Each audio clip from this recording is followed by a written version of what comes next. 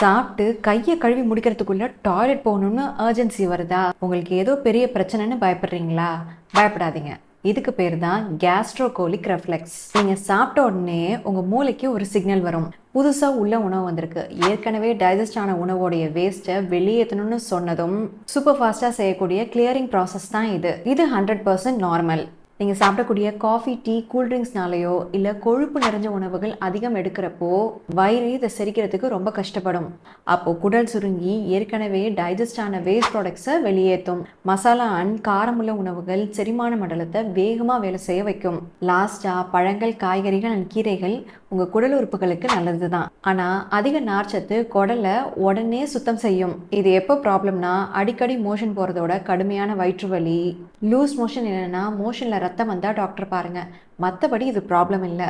இந்த வீடியோவை சாப்பிட்ட உடனே டாய்லெட் ஓடுற உங்கள் ஃப்ரெண்டுக்கு ஷேர் பண்ணுங்கள். இதே போல் யூஸ்ஃபுல் வீடியோஸ்க்கு என்னை ஃபாலோ பண்ணிக்கோங்க.